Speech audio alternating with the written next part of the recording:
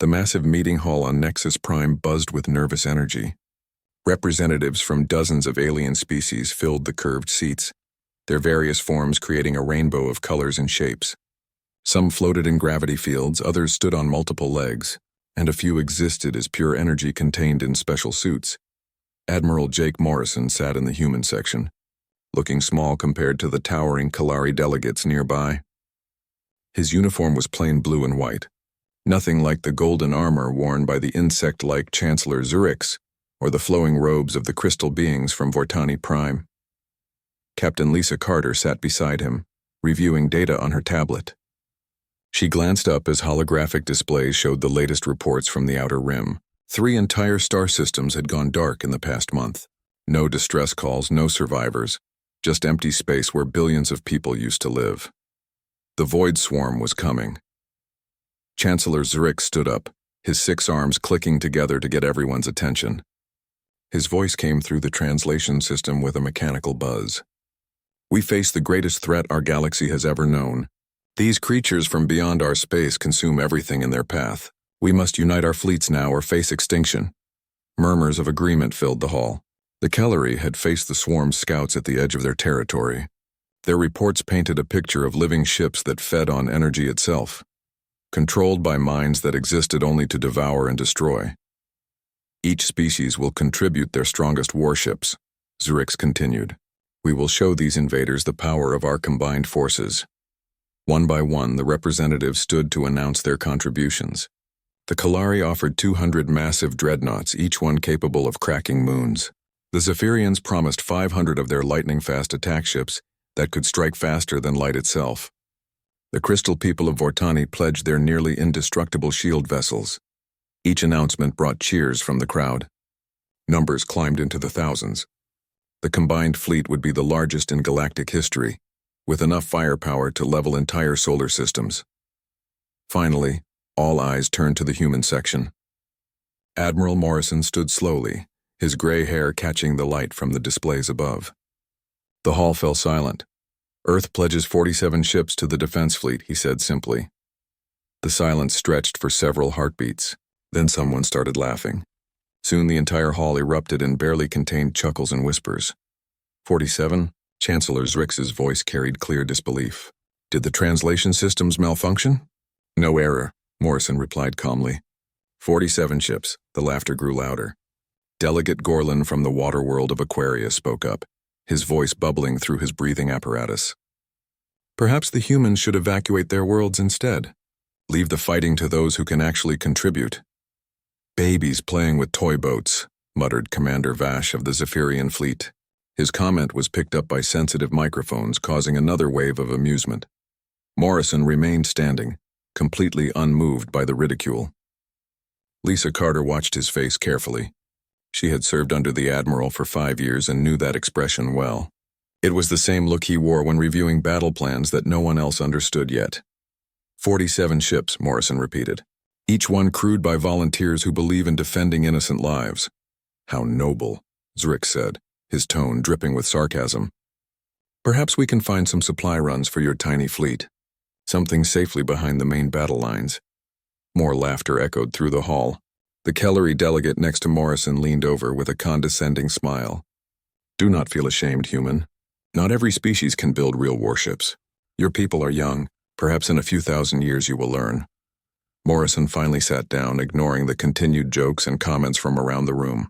The meeting moved on to discuss battle formations and supply lines. The alien representatives talked about their mighty weapons and legendary warriors.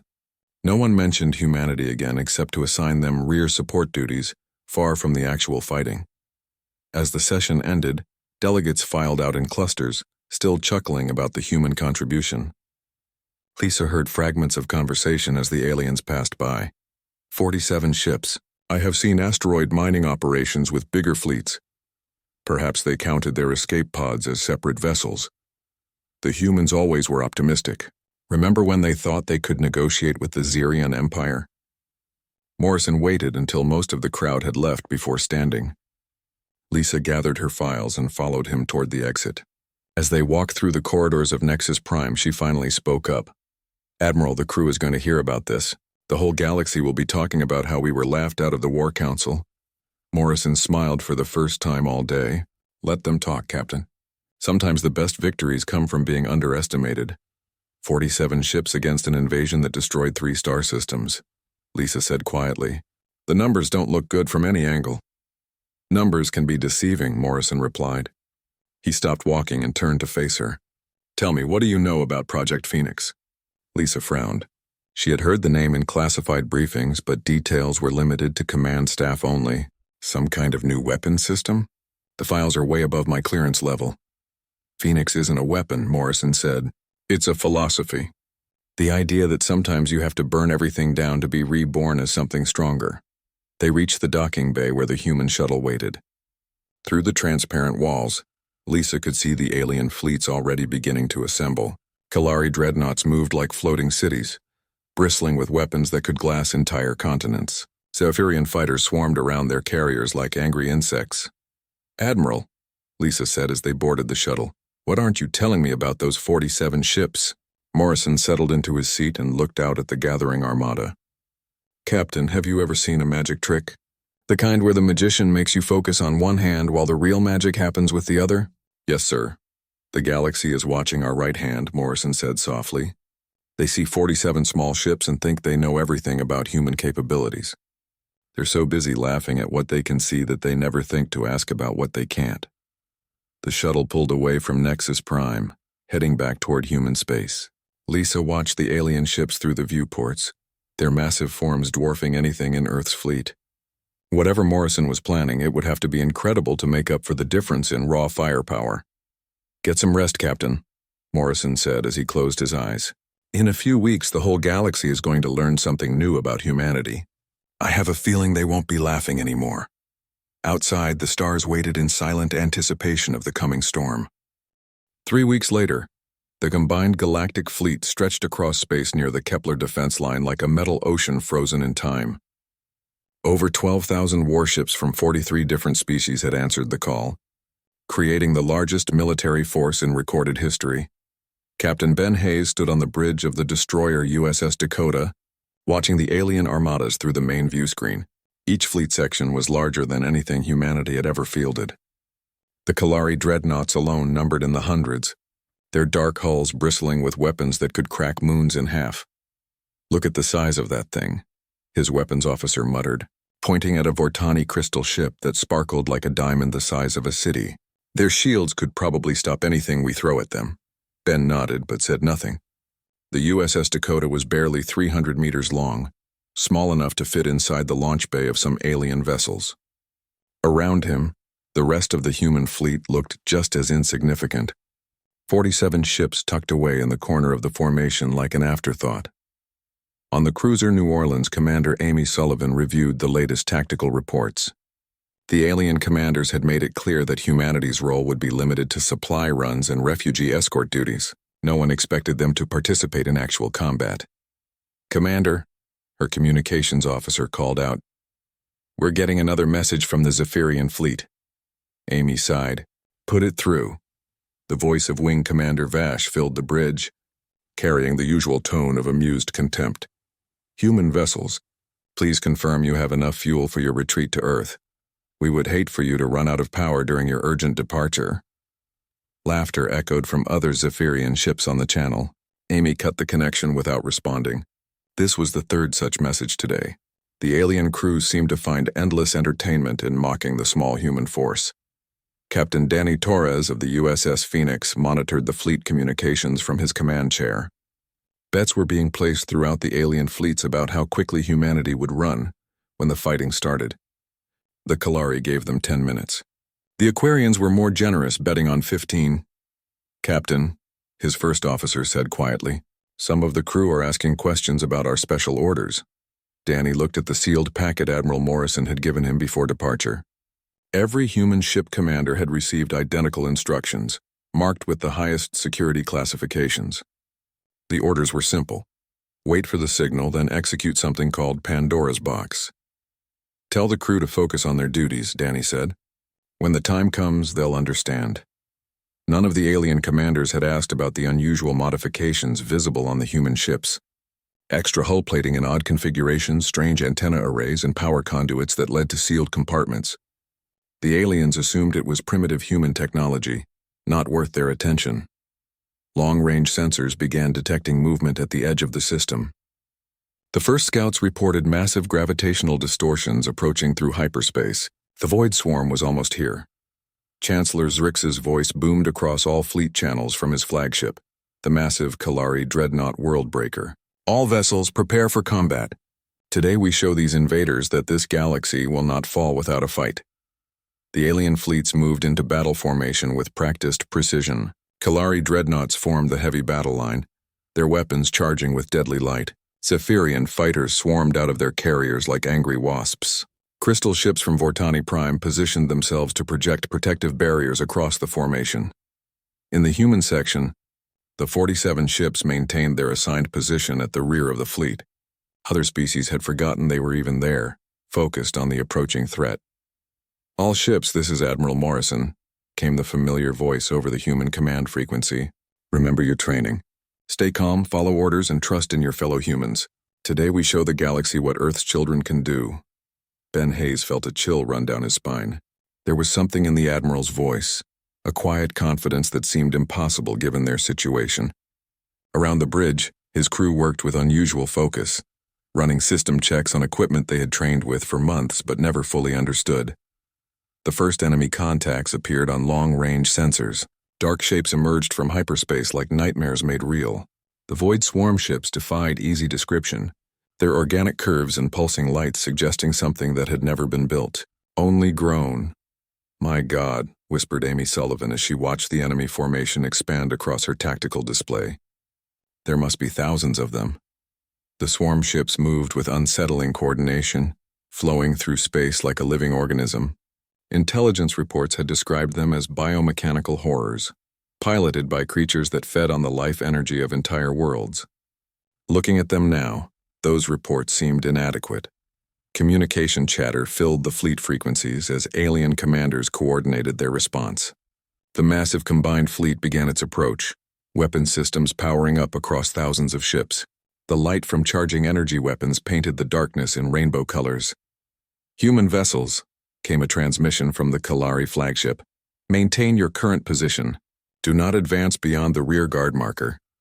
Danny Torres acknowledged the order, but his attention was focused on a private display showing the status of all human ships. Green lights indicated that every vessel had completed their mysterious preparations. Whatever Admiral Morrison had planned, they were ready.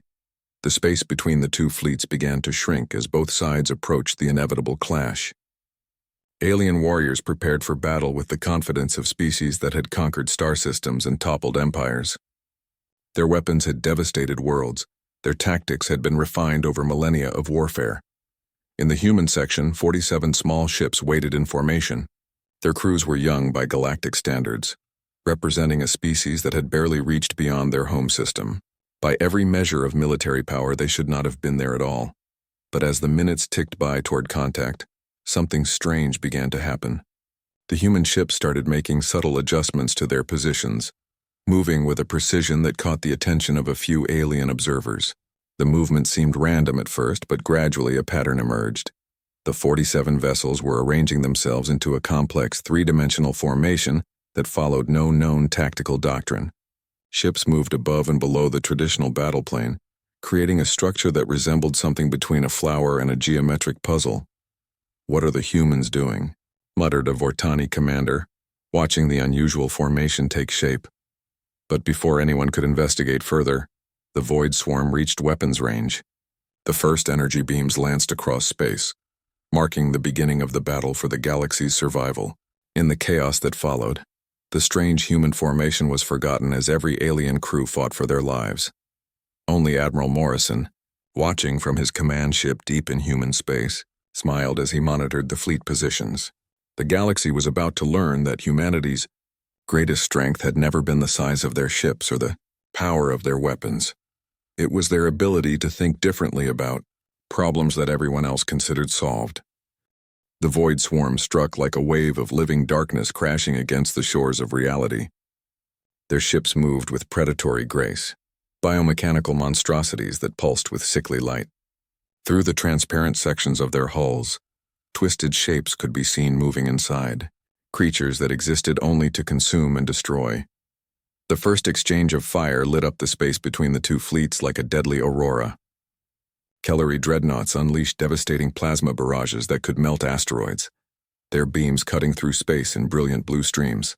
The crystal ships of Vortani Prime projected shimmering barriers of pure energy, creating walls of light that stretched for kilometers. Captain Ben Hayes watched from the bridge of the USS Dakota as the battle erupted in front of them.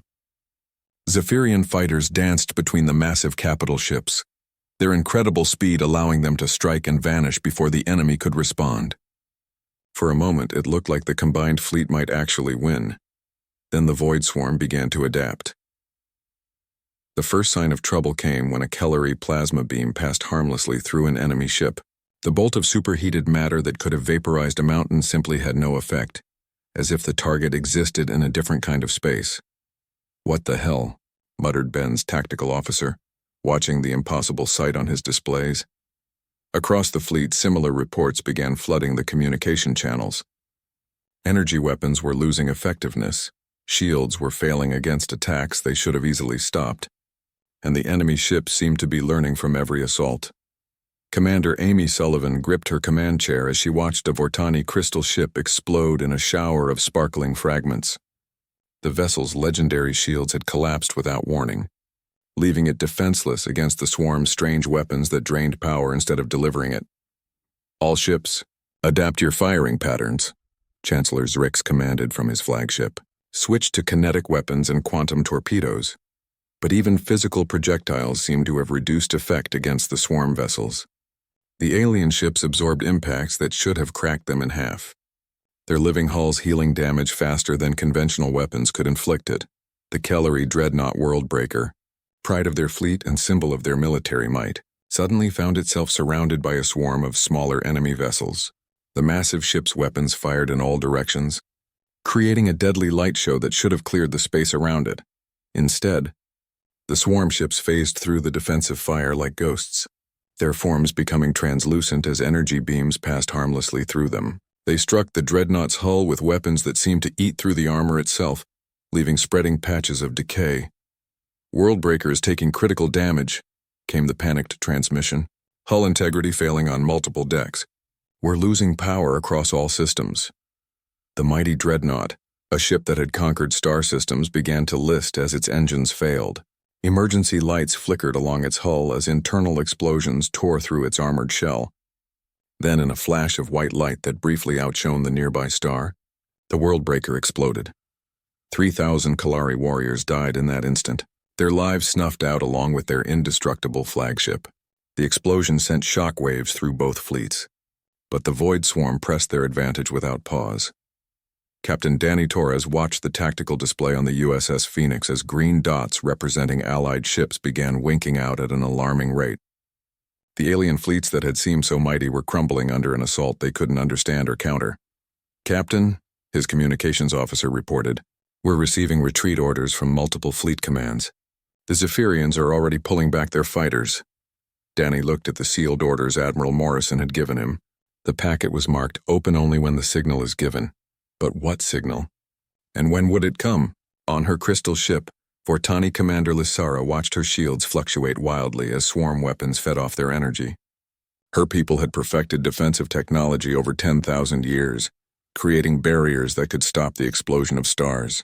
Now those same shields were being turned against them, their power drained to fuel the enemy's attacks.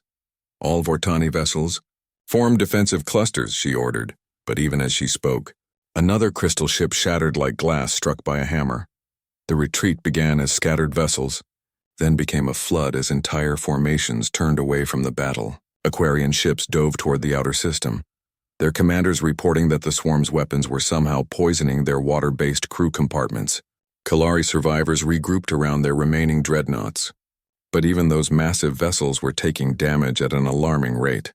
Only the human ships remained in their assigned position, holding formation as the galaxy's mightiest fleets fled around them.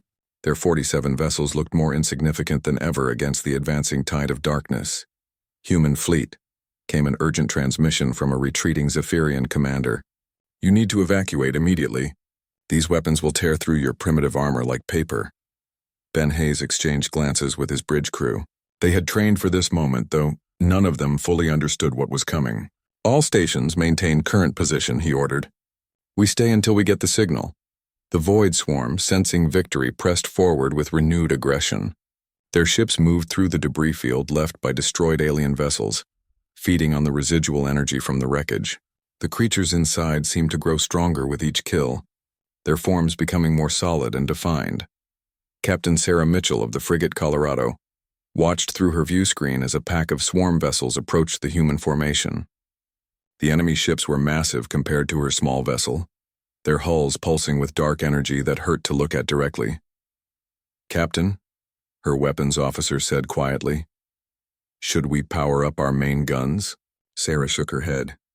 Wait for the signal. Trust the Admiral's plan. The swarm ships slowed as they reached the edge of the human formation, as if confused by the small fleet's lack of movement. They had expected another easy victory, more prey to consume and convert to their dark purposes. Instead, they found 47 ships waiting in perfect formation, their crews calm and ready. The human vessels made no aggressive moves, fired no desperate volleys, sent no panicked distress calls. They simply waited. Across the fleet channels, alien survivors continued their chaotic retreat. The greatest military force in galactic history was broken, scattered to the solar winds by an enemy they couldn't comprehend or defeat. Thousands of years of tactical knowledge and technological advancement had proven useless against creatures that existed by different rules. But in the human section, where 47 small ships held their ground against impossible odds, something was about to change. Hidden systems began powering up, following activation sequences that had been planned in secret for years. Energy patterns that defied conventional physics started building in the spaces between the ships. Admiral Morrison's voice finally broke the silence on the human command frequency, carrying across space to reach every crew member in the fleet. His words were simple, but they would echo through galactic history. All ships, this is Phoenix Command. The signal is given. Execute Pandora's box. In the dark space around the human fleet, reality began to prepare itself for something that had never existed before. The galaxy was about to learn that humanity's true weapon wasn't built of metal and energy. It was built of ideas that no one else had dared to think. The moment Admiral Morrison's words reached the human fleet, everything changed. Captain Ben Hayes felt his ship shudder as hidden systems came alive throughout the USS Dakota. Hull plates that had seemed like simple armor began to slide away, revealing compartments that shouldn't have been able to fit inside the destroyer's frame. The bridge lights flickered as massive power flows redirected through circuits that had been dormant until this moment. What the hell is happening to our ship? His weapons officer shouted over the growing hum of activating machinery. Ben watched in amazement as his tactical display showed the Dakota's true form emerging. Weapon pods unfolded from concealed bays, sensor arrays extended on telescoping arms, and the ship's length nearly doubled as sections expanded from compressed storage spaces that had been invisible to alien scanners. Across the human formation, the same transformation was taking place on every vessel. Commander Amy Sullivan gripped her command chair as the cruiser New Orleans revealed its hidden nature. Massive railgun arrays extended from the ship's core like the petals of a deadly flower, each barrel longer than the ship had appeared to be just moments before. The frigate Colorado shed its disguise to become something that resembled a mobile space station, bristling with equipment that pulsed with energies no alien scientist had ever cataloged.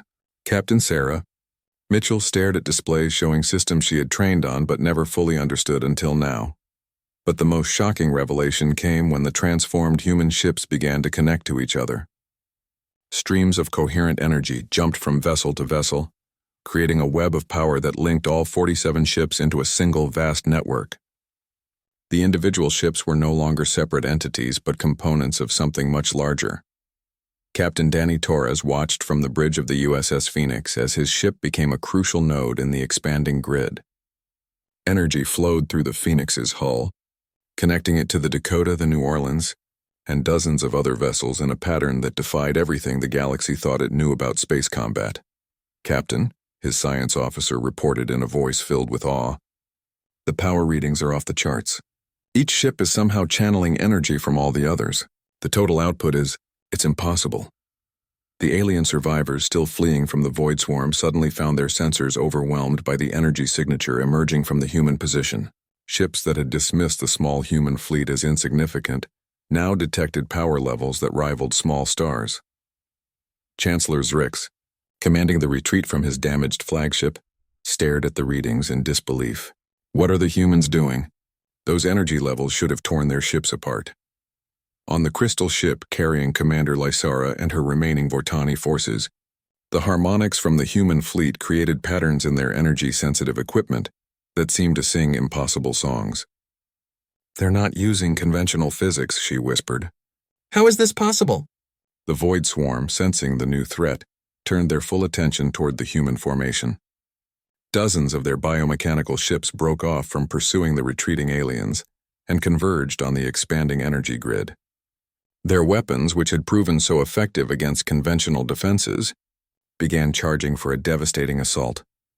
But when the swarm's dark energy beams struck the human ships, something unprecedented happened. The attack simply had no effect. Not because they were blocked or absorbed, but because the space around the human fleet no longer operated by the same rules that governed the rest of the universe. Ben Hayes watched his screens as enemy weapons passed through zones of altered reality around his ship.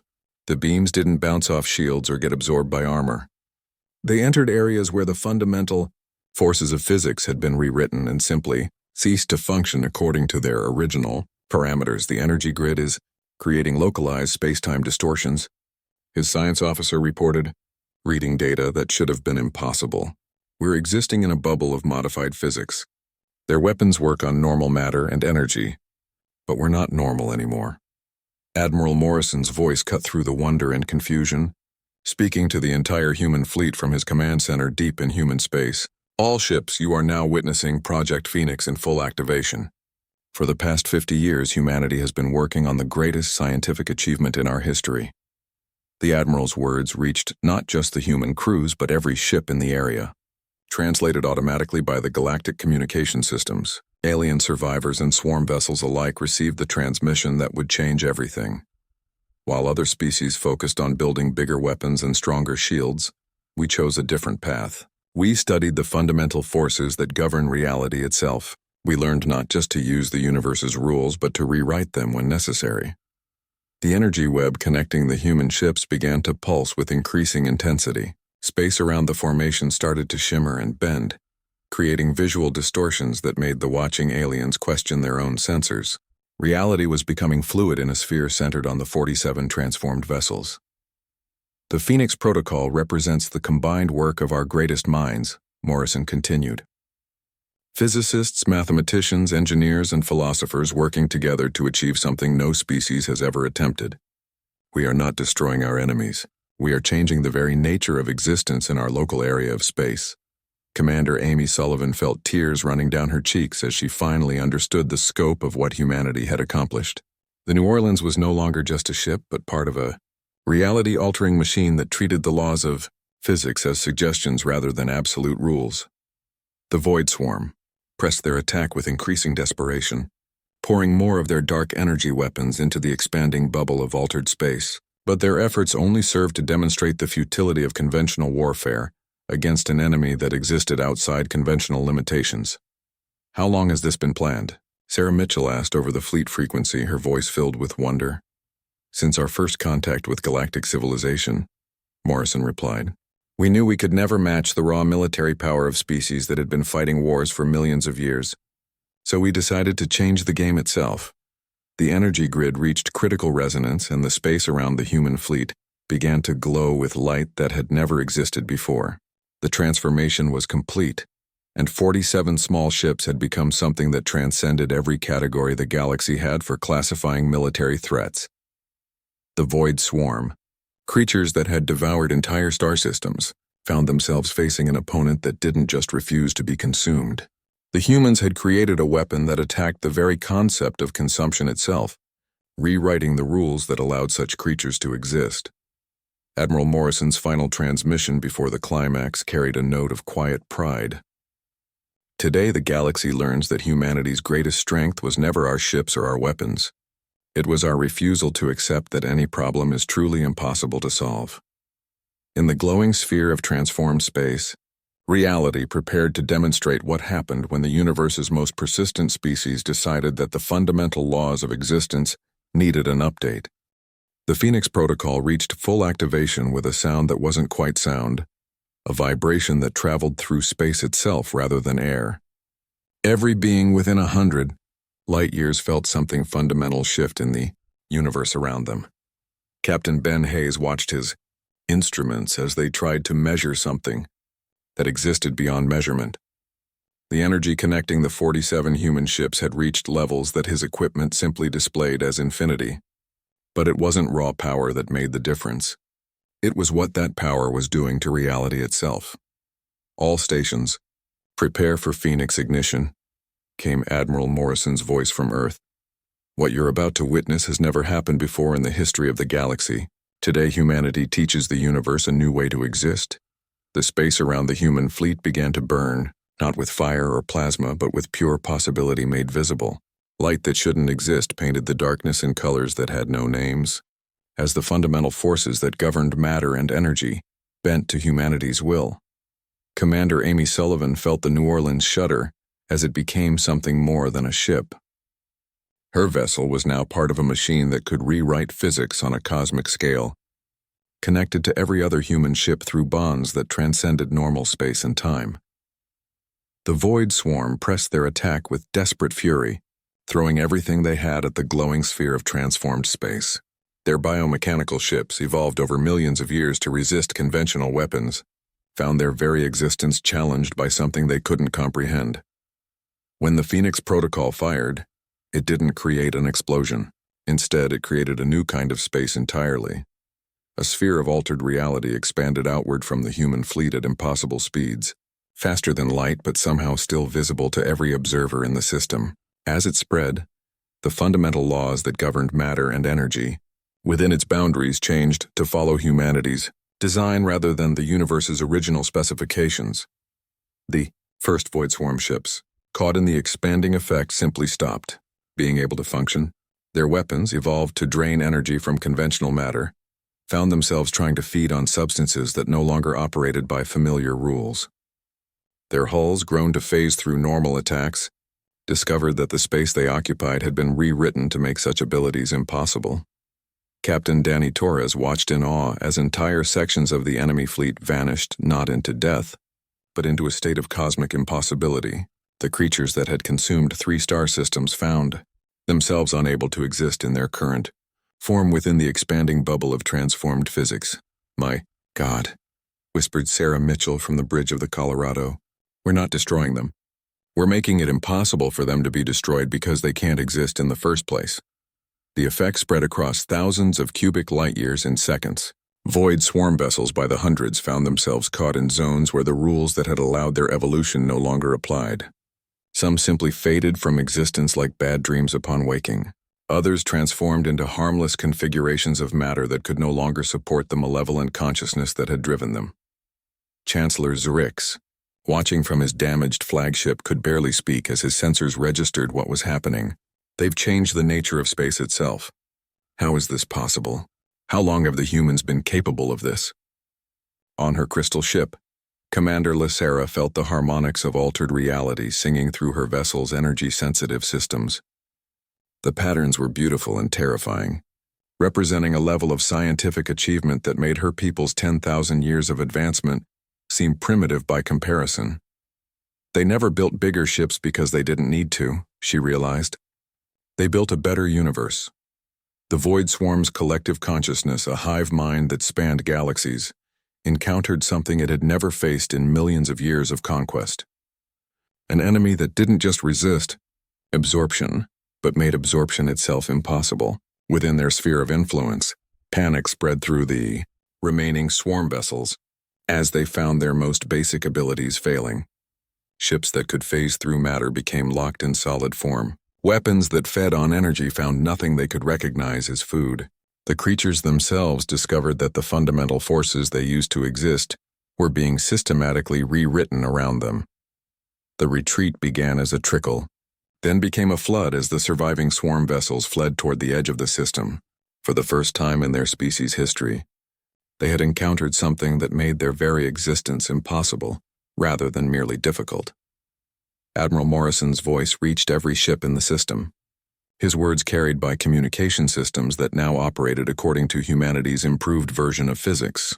Citizens of the galaxy, today you witness the true strength of Earth's children. We do not conquer through superior firepower or advanced technology. We conquer through superior ideas. The Phoenix Protocol reached its peak activation, creating a zone of transformed space larger than most solar systems. Within its boundaries, the laws of physics operated according to patterns designed by human scientists, engineers, and philosophers working in harmony for half a century. Ben Hayes felt tears on his cheeks as he realized the magnitude of what his species had accomplished. "We did it," he whispered. "We actually rewrote reality." The remaining void swarm vessels, those that had escaped the expanding zone of altered physics, fled toward the galaxy's edge with speed born of terror. Their collective mind carried a new concept back to their extragalactic masters: the existence of a species that could make rules, rather than simply follow them. As the battle ended, the human ships began to separate their energy connections, gradually returning to their disguised configurations. But the space around them remained subtly different, marked by humanity's touch in ways that would persist for thousands of years. Rescue ships from the surviving alien fleets approached cautiously, their crews stunned into silence by what they had witnessed. The small human fleet that had been mocked as insignificant had single-handedly routed the greatest threat the galaxy had ever known. "This is Chancellor Zurich's to Admiral Morrison," came a transmission from the damaged Kalari flagship.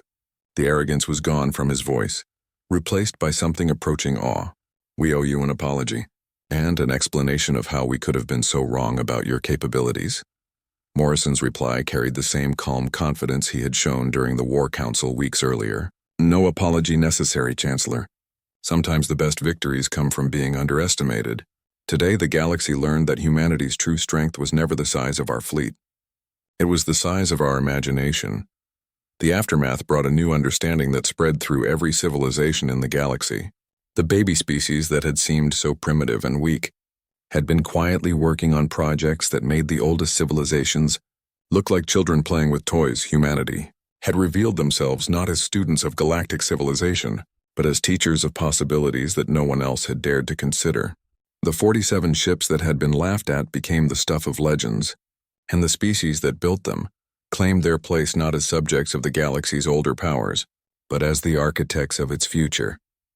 In the transformed space around the Kepler defense line, reality itself bore witness to the day a young species taught the universe new ways to exist, and in the depths of space fleeing toward distant galaxies, the Void Swarm carried word of humanity to intelligences that would think twice before testing Earth's children again. The sky had burned with impossible light, and when the flames died down, everything had changed forever.